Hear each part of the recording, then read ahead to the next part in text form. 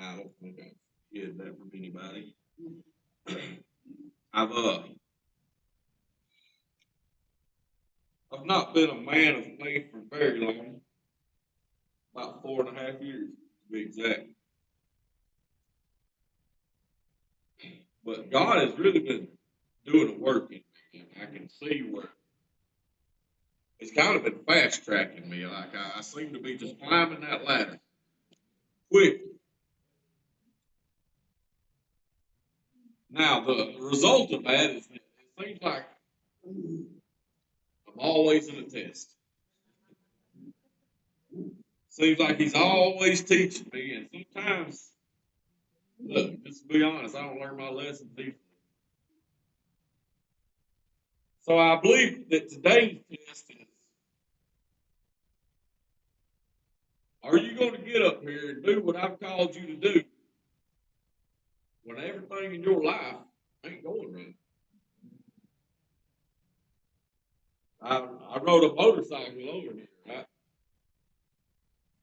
And I bawled my eyes out on the way over. You know, if you're on a motorcycle, you're supposed to be tough, right? I'm gonna tell you, there's some people that look at me in the red light. I kind of broke that stereotype today for them. Good thing I had some glasses on. I could hide a little bit of it. But the devil ain't really attacking me today. He's attacking people in my life. And the closer that I get to God, He seems to give me this ability that I can get around somebody that's hurting and I feel that pain. And I've got some people in my life right now that hurt. You know, and I don't want to put them on the spot. I'm not going to mention no names. I did ask for unspoken, but it's really been weighing on me today. And it really started today, and I'm feeling it. So y'all bear with me. Just bear with me. Keep me in your prayers. Keep my family lifted up, because the devil is on the prowl. So when I was coming over here, I started thinking about the lesson that I was going to give, and I felt like I wanted to point this out, that there's people in the Bible that I feel like I could really relate to. There's a lot of characters in there. Man, I see a lot of relation between me and them. And I would like to tell you that it's people like Moses, Noah, David. I would like to say those are the ones that I'm talking about, but that ain't them. That ain't the ones. I'm talking more like Peter, Barabbas. Man, I relate to him more than anybody else in the Bible because I should have been on that cross. And the other one is Rahab. So if you got your Bibles, just turn to Joshua chapter 2. If y'all don't mind, I'm going to have a moment with God up here.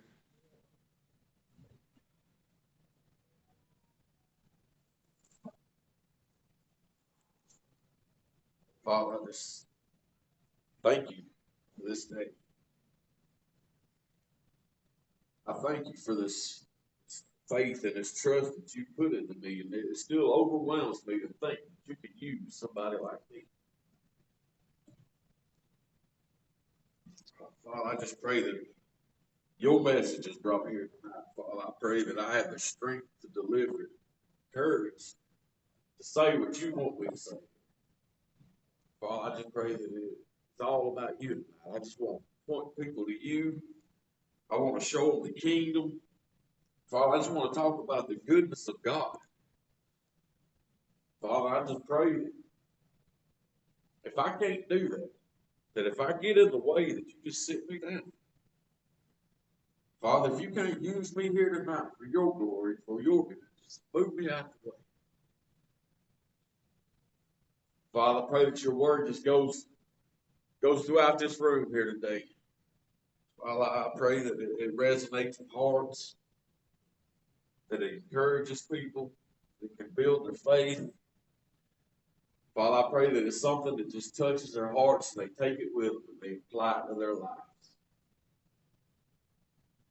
Father, just use me. Let me be a tool in your hand here tonight. Father, bless everybody that's here tonight. Look over us all. Father, I love you. I praise you. In your mighty and powerful name, I pray. Amen.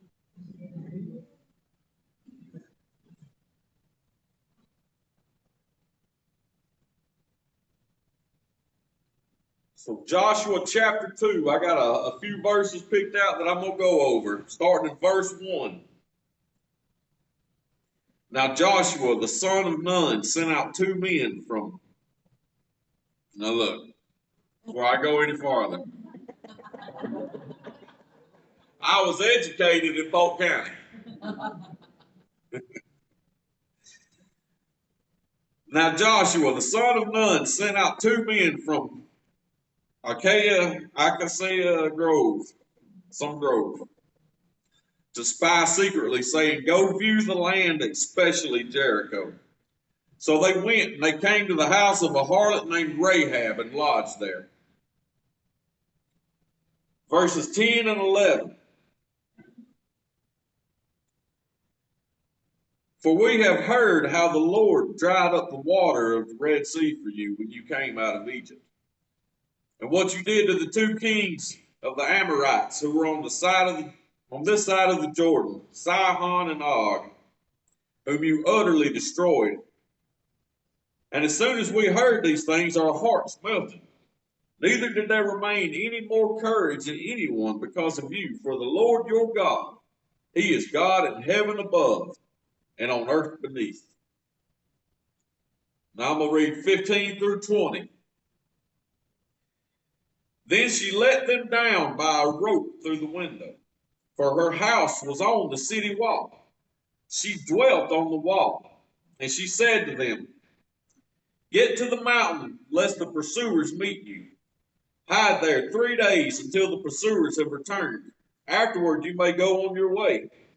So the men said to her, "We will be blameless of this oath of yours which you have made us swear, unless when we come into the land you bind this line of scarlet cord in the window through which you let us down. And unless you bring your father, your mother, your brothers, and all of your family's household to your own home. So it shall be that whoever goes outside the doors of this house into the street, his blood shall be on his own head, and we will be guiltless.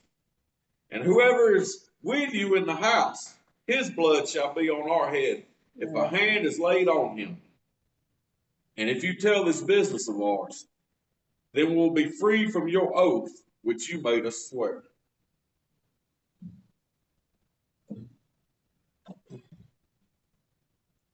I had plans for my life. When I was young, I thought, man, I'm going to grow up, I'm going to be successful, I'm going to be important, I want to be someone of significance, I want to be somebody that, the community looks up to. I wanted to be somebody that the little kids, when they got around, they said, "I want to be like him." I heard a long time ago that if you want to make God laugh, tell him your plans. See, the problem with making plans for your adult life when you're a child is, number one, it's your plan, it ain't God's plan. Number two, no one ever seems to factor in the failures. They don't factor in the disappointments.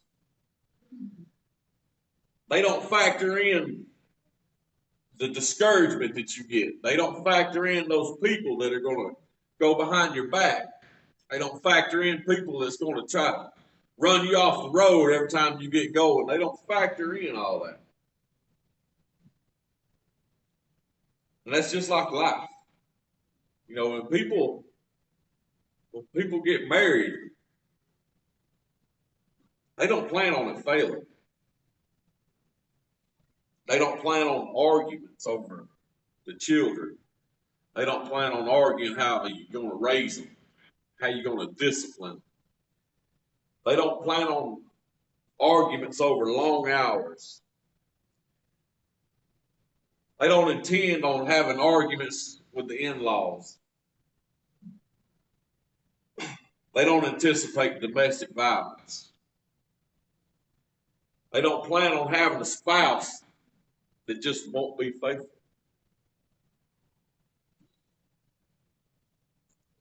They don't prepare themselves for the anger, for the anxiety, the depression.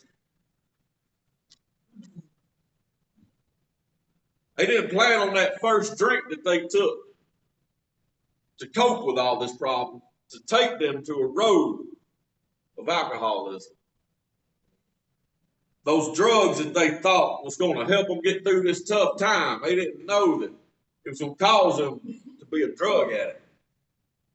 They didn't know that was going to go through and just wreck their lives. So people don't plan on being alcoholics. They don't plan on being drug addicts. They don't plan on being murderers. Don't nobody plan on going to prison.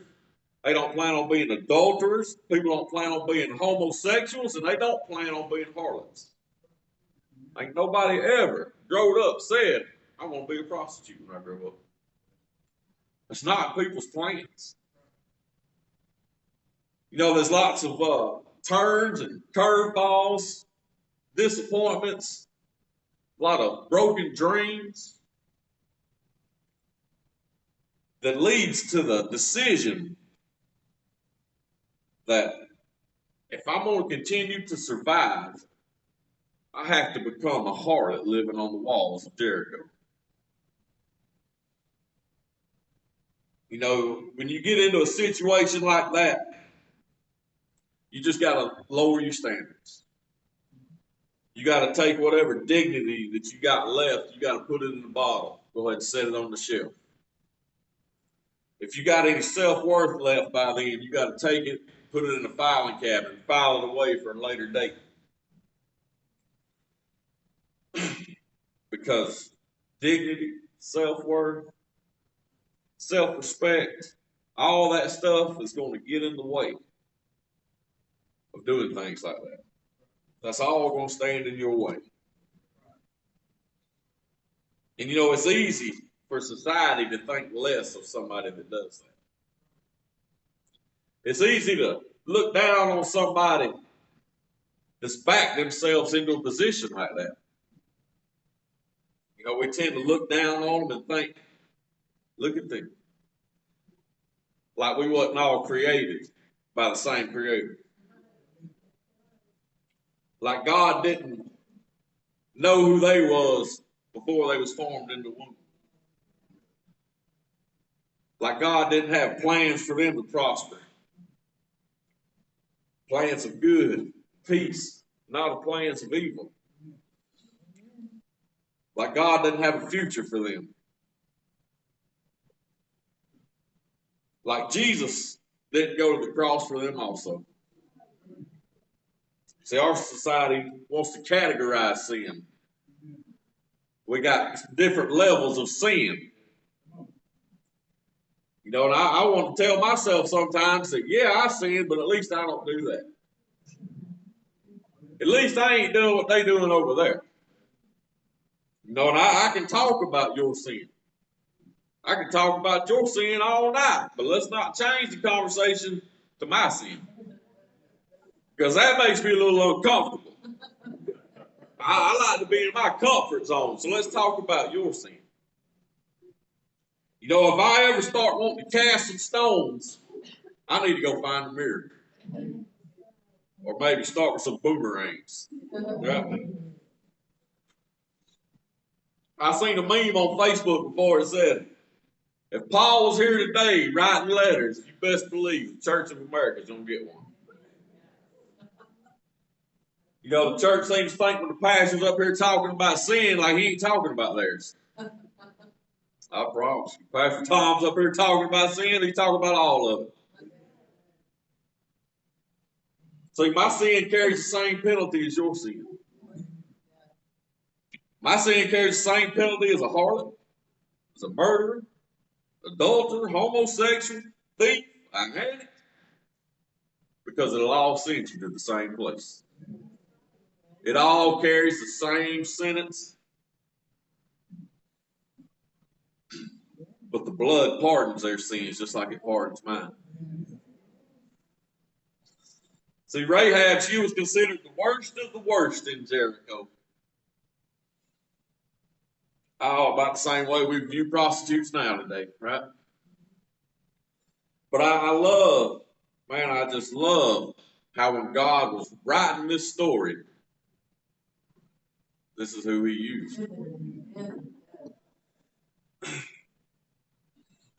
See, it wasn't no mistake that those spies showed up at Rahab's door. He could have sent them to the deacon's house. He could have sent them to the Sunday school teacher's house, the bishop. He sent them to Rahab's house. You know, and he did that to show us that it don't matter how broken you think you are. God can use you.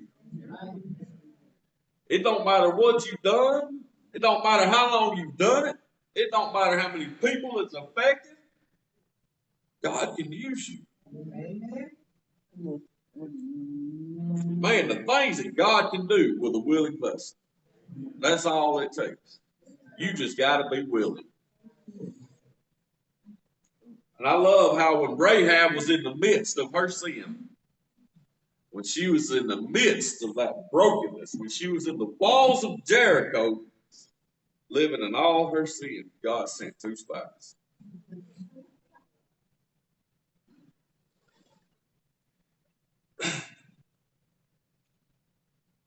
Rahab was dealing with the consequences of her life. She was wallowing in the ashes of all these broken dreams. And God come found her, just like he did me. When I was so deep in the darkness that I couldn't even see any light. When I was so far down in that pit, Jesus had to reach down there and get me. That's where he found me. I didn't have to clean up. You don't go get better before you go to the doctor. You don't go fix your vehicle and take it to the mechanic. You ain't got to clean up for God. He's going to come meet you where you're at. You know, things was bad in my life. Everywhere I looked, I had destroyed everything. It was so bad that I knew it could be worse, but I just didn't possibly see how. Until a Thursday night. In January of 2019, God got a hold of me. And I've done a lot of stupid things. I'm not going to say I am stupid, but I've done a lot of dumb stuff. I can tell you, though, that when God got a hold of me right there, I had enough sense to recognize it. Rahab may have been a sinner, but she recognized God when he showed up. See, verse 10 and 11 says, "For we have heard how the Lord dried up the water of the Red Seas for you when you came out of Egypt, and what you did to the two kings of the Amorites who were on the other side of the Jordan, Sihon and Og, whom you utterly destroyed. And as soon as we heard these things, our hearts melted, and there did not remain any more courage in anyone because of you, for the Lord your God, he is God in heaven above and earth beneath." It only takes one encounter. That's all it takes. One encounter with God can change the whole trajectory of your life. Not only will it change your life, it can change your family's life. He'll take a sinner, turn him into a winner. He'll pull you out of the mire, put you up in the choir. If you don't believe it, look over here on Sundays. You think he won't, he will. You think he can't, he can. I was blessed to be born in the family that I was born in. That too was no mistake. I was fortunate to have some great spiritual leaders in my family. I had a grandmother when I was young. She made sure that I was in church. She made sure that I was in God's house hearing His word. I remember I was little. My earliest memories, I was sitting in church. I was laying in between pews. I had my little Hot Wheels, and as long as I was quiet, I could sit there and play. Granny didn't care. She knew that something was soaking in. She knew that pastor was out here scattering out these seeds, and there's going to be one hit me. You know, my grandmother, she led this family spiritually for many years. When I was out in the world, boy, I knew that if my grandmother had it and I wanted it, I was going to have to go listen to some of that Jesus talk. And I catch myself sometimes weighing the benefits. Like, well, do I really need this $50? I remember I sat in jail one time. They said, "You got somebody you want to call?" I said, "No, I'll just sit here." Back then, you had to know somebody's house phone. My grandmother's had the same phone number since 1762. That's the only one that I knew. But I knew that if I had to make that call, she's going to tell me what I was doing wrong, biblically. If I needed some answers, she could give them to me, straight out of the Bible. If I didn't know, she'd tell me where to look. My grandmother was a prayer warrior. She would wear an altar out. That was the preacher's words at her funeral. He said, when you seen Eloise coming down that aisle at that altar call, you just know you was not going to get to lunch on time that day. He said he'd get down there with her, and she'd just be a blubbering mess. And he'd be like, Eloise, what's wrong? What can I do for you? Is there something I can, something you want to talk about, something I can pray for you with? She'd look at him and say, no, I just need more of him. It wasn't no big deal to her be in the living room at 2 or 3 o'clock in the morning, just pouring out her soul to God, praying over her whole family. Oh my God. She was praying for me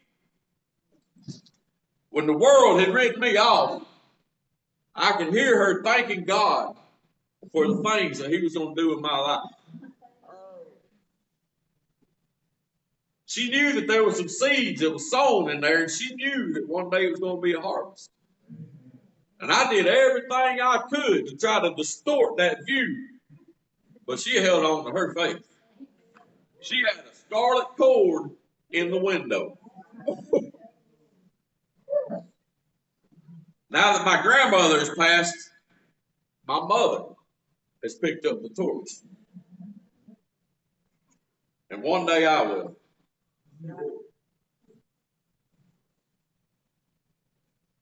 And I pray that I keep that faith in my grandmother.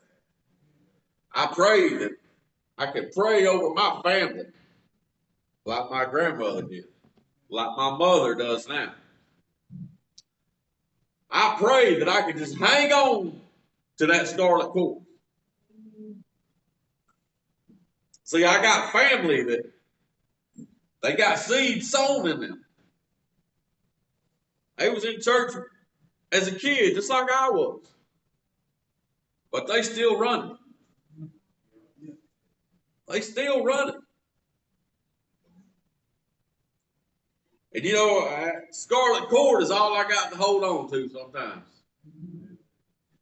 I've got a brother who's 45 years old. He's got bad health problems.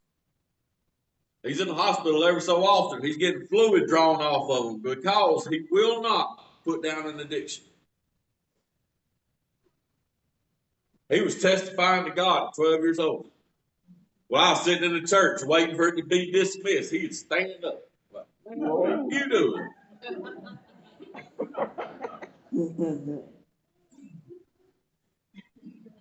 Man, I've got sisters and they got problems in their life. And when I hear about them,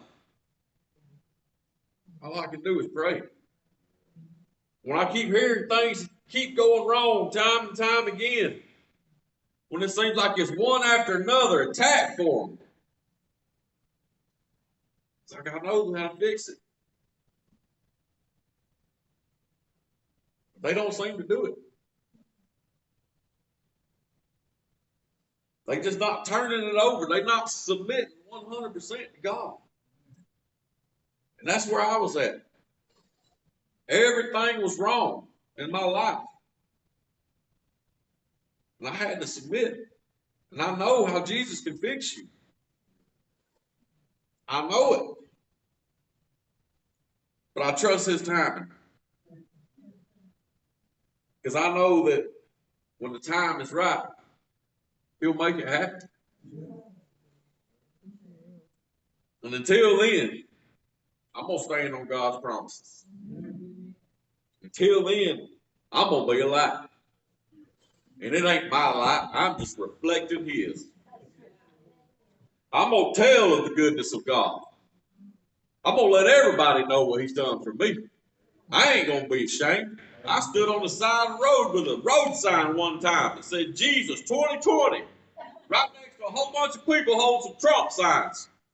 I said, Jesus.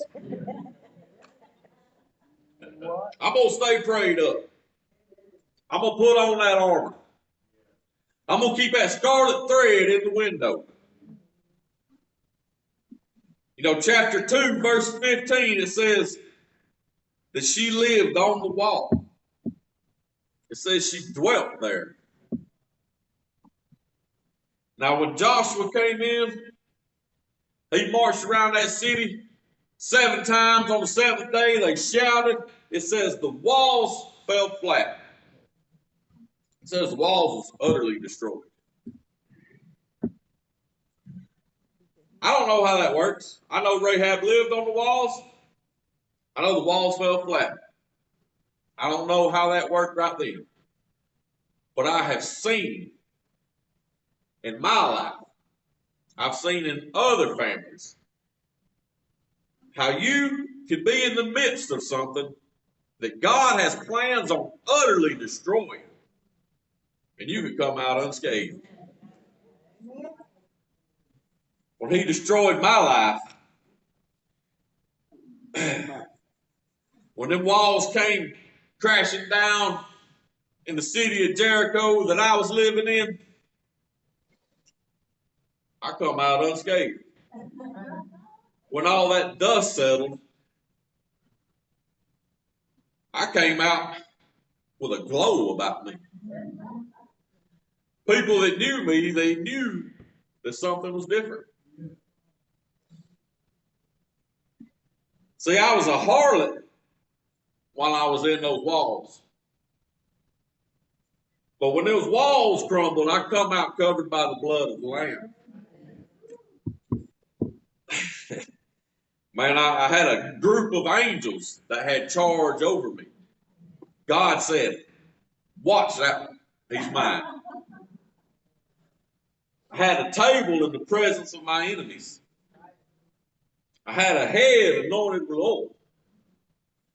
I had an ever-present help in the time of need. And I had a belief in God. Yes. You know, even when things aren't going according to my plans, I believe. When one thing after another in my life just seems to be falling apart, I believe. When I don't know the answers, when I don't see how God's going to work this out, I believe. When I got the Red Sea in front of me and I got Pharaoh's army behind me, I believe. Even when it ain't easy, I believe. Elisha told Naaman to get rid of that leprosy. Just go down to the River Jordan, dunk yourself 7 times. He didn't want to hear it. It's too easy. Too easy. Thought, what an insult. You know, if I was told that I could save my family tonight, but I had to give up some organs, say I got to get rid of a kidney, a lung, maybe cut off one of my arms, I would schedule the surgery tonight. Tonight.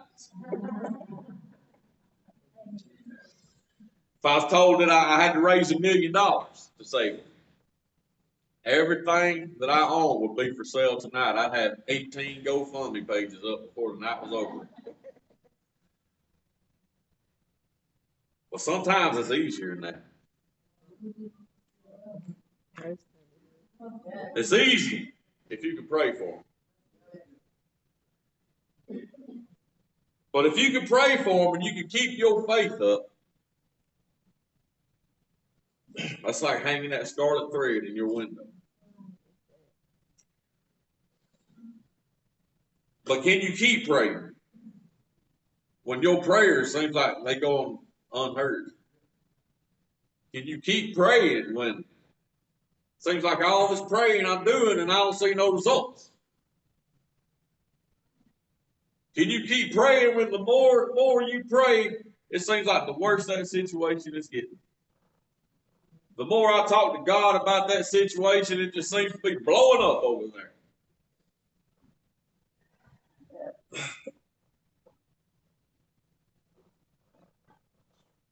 Can you praise God for the things that He's going to do in their life when you don't see none of it happening? In Matthew chapter 13, Jesus returned to Nazareth. In verse 58, it says, He didn't do many mighty works there because of their unbelief. You know, the flip side of that coin is He will do many mighty things because of your belief. He will perform many miracles because of your belief. If you got a family member out there tonight that you keep praying on and you don't see no results, just keep praying. If you don't have that person that you look at and think, well, this is the spiritual leader of my family, then you need to be it. It's easy to get discouraged. It's easy to hang that scarlet cord in the window, but you got to make sure it's still up there after every storm.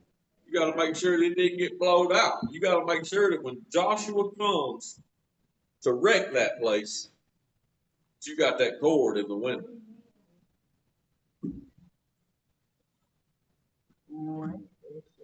I appreciate y'all coming out here tonight. I appreciate y'all showing me support, showing me some love. Thank you. That's all I got.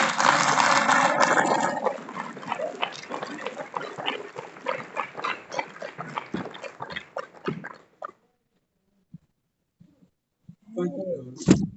If you want to come out on Thursday night.